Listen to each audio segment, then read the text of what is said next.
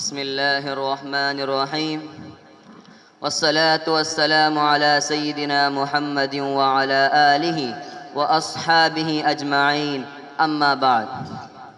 محترم اساتذہ اکرام، مہمانان نظام اور میرے عزیز دوستوں، السلام علیکم ورحمۃ اللہ وبرکاتہ۔ آج مجھے جس موضوع پر گفتگو کی دعوت دی گئی ہے اور جو عصر حاضر میں مسلمانوں کی سب سے اہم ضرورتوں میں ایک ہے، وہ ہے مسلمانوں کا آپسی اتحاد۔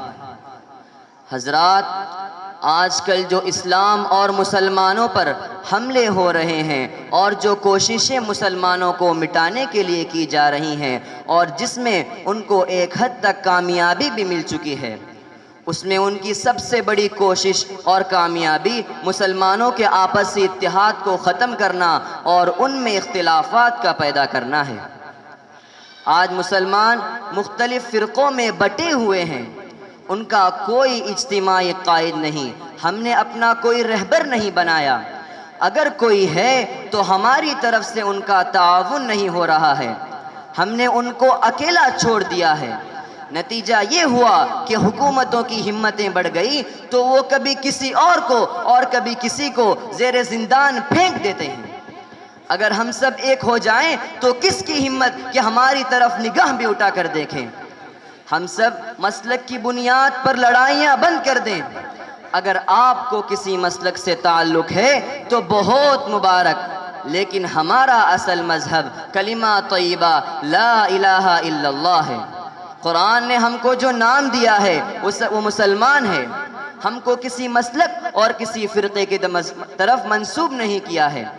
قرآن پاک میں ارشاد ہے سماکم المسلمین، اللہ نے تم کو جو نام دیا ہے وہ مسلمان ہے، اسی کے مطابق ہم کو متحد ہو کر زندگی گزارنا ہے اور ہمارا انجام بھی اسی پر ہو۔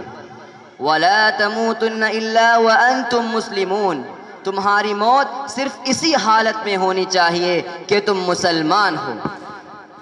حضرات، ہمارا کلمہ ایک ہے، ہمارا قرآن ایک ہے، ہمارا قبلہ ایک ہے، ہمارے نبی ایک ہیں، ہمارا رب ایک ہے، ہمارا دین بھی ایک ہے، لیکن ہماری حالت یہ ہے کہ ہم مختلف فرقوں میں بٹے ہوئے ہیں، جس کو شاعر مشرق علامہ اقبال نے کیا خوب بیان کیا ہے۔ منفعت ایک ہے اس قوم کی، نقصان بھی ایک ہی سب کا نبی، دین بھی ایمان بھی ایک، حرم پاک بھی اللہ بھی قرآن بھی ایک، کچھ بڑی بات تھی ہوتے جو مسلمان بھی ایک، فرقہ بندی ہے کئی اور کئی ذاتیں ہیں، کیا زمانے میں پنپنے کی یہی باتیں ہیں؟ حضرات، اب ہمیں ایک بننے کی ضرورت ہے، ان اختلافات کو پس پشت ڈال کر اتحاد کے ساتھ کام کرنے کی ضرورت ہے اور آپسی جھگڑوں کو ختم کرنے کی ضرورت ہے کہ یہ مسجد فلاں مسلک کی ہے اور یہ مسجد کسی اور کی، اور اسلام اور مسلمانوں پر حملے کرنے میں کسی مسلک اور کسی فرقے کے درمیان تفریق نہیں کر رہے۔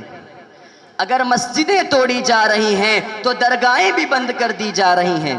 اگر ہم اب بھی خواب غفلت سے بیدار نہیں ہوئے تو ہمارا بھی وہی حال ہو سکتا ہے جو اسپین میں مسلمانوں کا ہوا تھا۔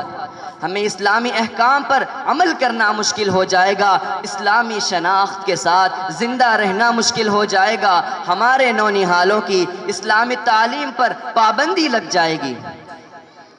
اللہ تعالیٰ مسلمانوں کو قرآن پاک میں ہدایت دی ہے کہ اللہ اور رسول کی بات مان کر زندگی گزارو اور آپسی جھگڑے مت کرو، ورنہ تم بزدل بن جاؤ گے اور تمہاری ہوا نکل جائے گی۔ قرآن پاک میں ارشاد ہے وَأَطِيعُوا اللَّهَ وَرَسُولَهُ وَلَا تَنَازَعُوا فَتَفْشَلُوا وَتَذْهَبَ رِيحُكُمْ وَاصْبِرُوا إِنَّ اللَّهَ مَعَ الصَّابِرِينَ۔ اور ایک جگہ ارشاد ہے وَاعْتَصِمُوا بِحَبْلِ اللَّهِ جَمِيعًا وَلَا تَفَرَّقُوا وَاذْكُرُوا نِعْمَةَ اللَّهِ عَلَيْكُمْ إِذْ كُنْتُمْ أَعْدَاءً فَأَلَّفَ بَيْنَ قُلُوبِكُمْ فَأَصْبَحْتُمْ بِنِعْمَتِهِ إِخْوَانًا۔ اللہ تعالیٰ یہاں مسلمانوں کو باہمی اتفاق کا حکم دے رہا ہے اور آپسی افتراق اور انتشار سے منع کر رہا ہے۔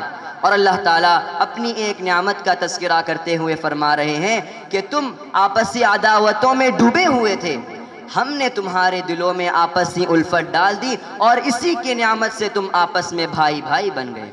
اور تاریخ گواہ ہے کہ اسی اتحاد اور قوت ایمانی کی بنیاد پر انہوں نے ایسے ایسے کارنامے انجام دیے جس کی نظیر تاریخ میں نہیں ملتی۔ انہوں نے اپنی قلت اور ساز و سامان کی کمی کے باوجود اس وقت کے سپر پاور قیصر و کسریٰ کو اپنے آگے گھٹنے ٹیکنے پر مجبور کر دیا۔ ایک ہو جائیں تو بن سکتے ہیں خورشید مبین، ایک ہو جائیں تو بن سکتے ہیں خورشید مبین، ورنہ ان بکھرے ہوئے تاروں سے کیا کام بنے۔ ایک ہو مسلم حرم کی پاسبانی کے لیے، ایک ہو مسلم حرم کی پاسبانی کے لیے، نیل کے ساحل سے لے کر تاب خاک کے شغر سے۔ آخر میں اللہ تعالیٰ سے دعا کرتا ہوں کہ اللہ تعالیٰ ہم سبوں کو اتحاد کے ساتھ کام کرنے کی توفیق عطا فرمائے اور کامیابی ہمارا مقدر ہو، آمین۔ وآخر دعوانا ان الحمد للہ رب العالمین، والسلام علیکم ورحمۃ اللہ وبرکاتہ۔